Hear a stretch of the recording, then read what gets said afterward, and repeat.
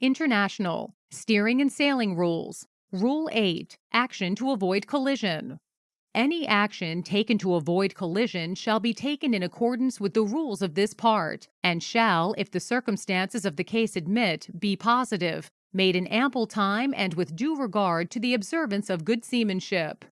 Any alteration of course and/or speed to avoid collision shall, if the circumstances of the case admit, be large enough to be readily apparent to another vessel observing visually or by radar. A succession of small alterations of course and/or speed should be avoided.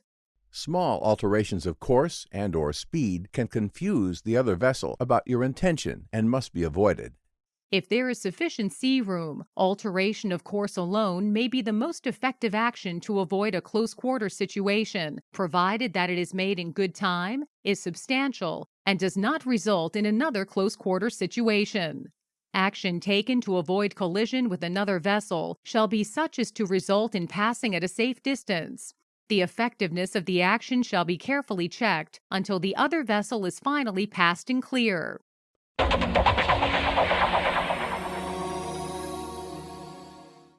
Case in history. Unmanned pilot house. On October 25, 1978, the Don J. Miller II, a geographical survey research vessel, was proceeding southbound in Admiralty Inlet, Washington, when the Welcome, a fishing vessel, commenced crossing close ahead from starboard to port. The master on the Miller slowed his vessel to avoid getting too close to the Welcome. When the Welcome was clearly on the port side and moving away, the master on the Miller increased speed to overtake the Welcome. The master subsequently left the pilot house unattended. The steering control was on autopilot. During the master's absence from the pilot house, the Welcome changed course to cross the Miller's bow, and the vessels collided. There were no reported injuries, but the Welcome sank after the collision. The National Transportation Safety Board determined that the probable cause of this accident was the Miller's master leaving the control of his vessel unattended while the Miller was still the burdened vessel in an overtaking situation. Contributing to the accident were the failure of the Welcome to ascertain the whereabouts of the Miller before changing course, and the failure of both the Miller and the Welcome to maintain proper lookouts.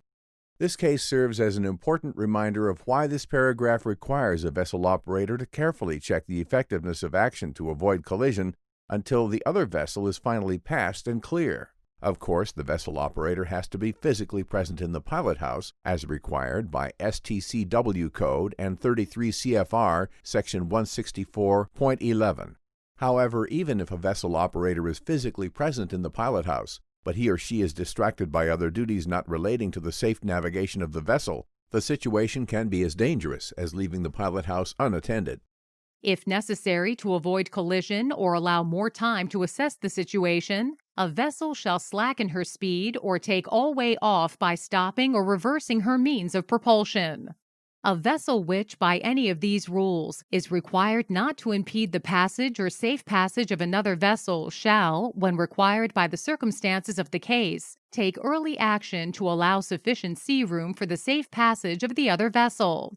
A vessel required not to impede the passage or safe passage of another vessel is not relieved of this obligation if approaching the other vessel so as to involve risk of collision, and shall, when taking action, have full regard to the action which may be required by the rules of this part. A vessel, the passage of which is not to be impeded, remains fully obliged to comply with the rules of this part when the two vessels are approaching one another so as to involve risk of collision. As a general safety rule, stay situationally aware of activities inside and outside the vessel. Sometimes the risk of collision is caused by certain actions or inaction within the vessel.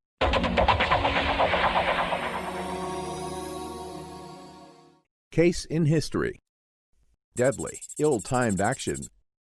During the pre-dawn hours of August 21, 2017, USS John S. McCain, a Flight 1 Arleigh Burke-class destroyer, was transiting through the southern end of the Straits of Singapore.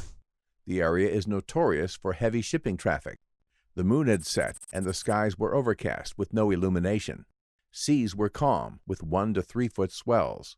All navigation and propulsion equipment on the USS John S. McCain was operating properly. At 05:19, The commanding officer noticed the helmsman was having difficulty maintaining course while also adjusting the throttles for speed control.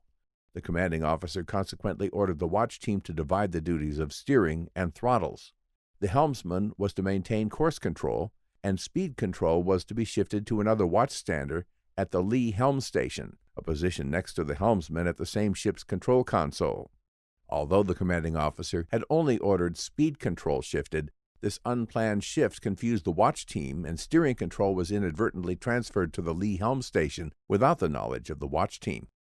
The helmsman, unaware that steering had been transferred to the lee helm, perceived steering had been lost and reported accordingly.